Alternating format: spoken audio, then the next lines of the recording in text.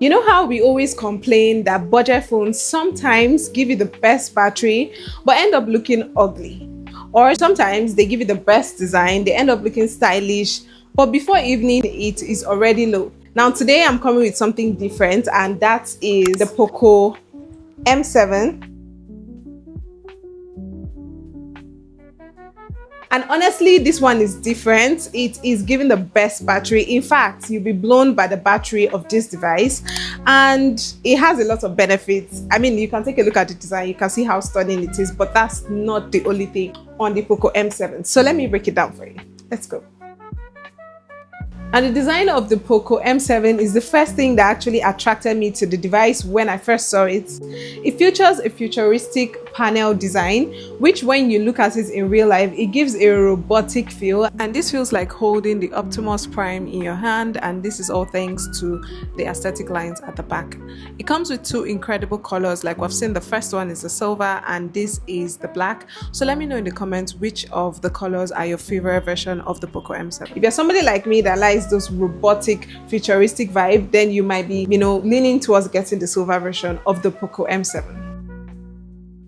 With the device, you get a large display of 6.9-inch LCD display. I'm not really a fan of large screens, but if you're somebody who is into lots of gaming, or probably you like to stream or watch videos online using your phone, then this actually, give you a very nice feel when you're streaming videos. And thankfully, it is also a large display with a decent resolution because you get very vivid details with 850 nits, allowing you to read content even under extreme sunlight.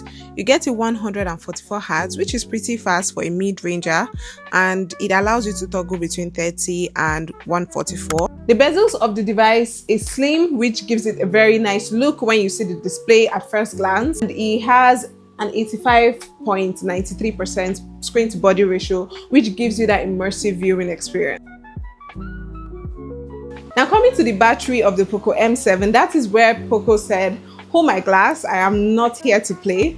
This device is featuring a 7000 mAh battery. Yes, you heard me right, a 7000 mAh battery. That's massive. And for the fact that it doesn't feel chunky, it doesn't feel large, is even the icing on the cake. Now with this device, you get to enjoy up to 2 days plus of battery usage. I tested it out. Despite doing different activities, it was still able to last 2 days of battery usage. Now the sweet thing about this device is that despite the fact that it has a massive battery, it also supports 18-watt wired reverse charging.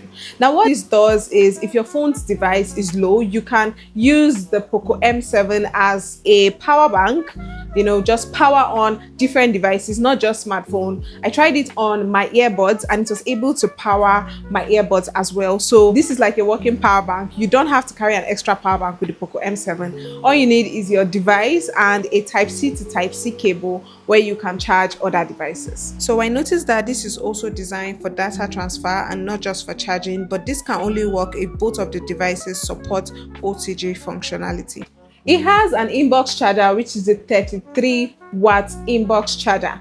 Now this took about 2 hours to charge from 0 to 100%, and for me this is the part where I feel like Poco would have done a better job by probably putting a 67 watts. I feel that would be decent looking at the fact that the battery capacity is large, but for the fact that when you charge your device to 100% you get about 2 days, I think that is a plus. Let me know in the comments if you don't have an issue with buying the Poco despite the fact that it has a 33-watt inbox charger.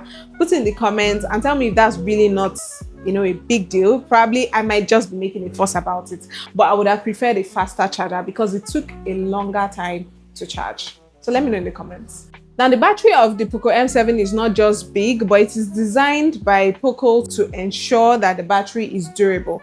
Features a smart charging engine, the 2.0 version. Your device can monitor and analyze your charging pattern to reduce battery aging. So we have the battery protection, we have the battery health, we have the boost charging, all embedded in the Poco M7 to make your battery durable. Now coming to the camera of the device, the back camera, which is a 50 megapixel AI back camera, produced a lot of detail and stunning images. Despite the fact that it's a mid-range, the colors were able to project perfectly, as well as the night back camera as well. The selfie camera, which is the 8 megapixel, also looked very stunning. No excess filter.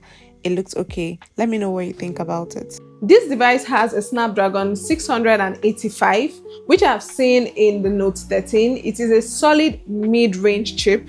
Thanks to the 6 nanometer, you actually get good battery efficiency, as well as the ability to multitask, even play games. It is a chip that is actually very decent and can handle those very taxi activities. But of course, because it's a budget smartphone, you should not expect a PS5 kind of level when it comes to handling Call of Duty or those heavy duty games. But for normal usage and for light games, this would be able to handle it. This device is powered by Xiaomi's latest HyperOS 2. And the good thing is that you enjoy interconnectivity with this device, where you can actually connect your device or clone your device in other Xiaomi ecosystem devices like a phone or a tablet, which comes with a lot of AI integrations like the Google Gemini integration tags for real-time transcription and even language interpretation.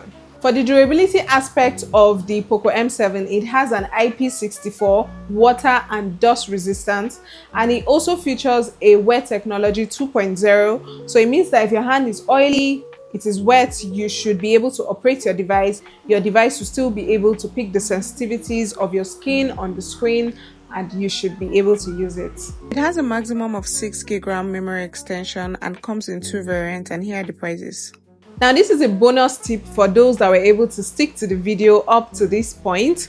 If you're in Nigeria and you use MTN, Poco is actually giving a 50% bonus back. For 6 months from when you purchase the device, you enjoy 50% back of your data subscription. With everything you've actually seen about the Poco M7, what do you think about it? Let me know in the comments. Personally, I feel like this device is giving you a lot of things, especially at an affordable range. You get a very, very good battery. You get a design that is stylish, that still keeps you in vogue and in trend.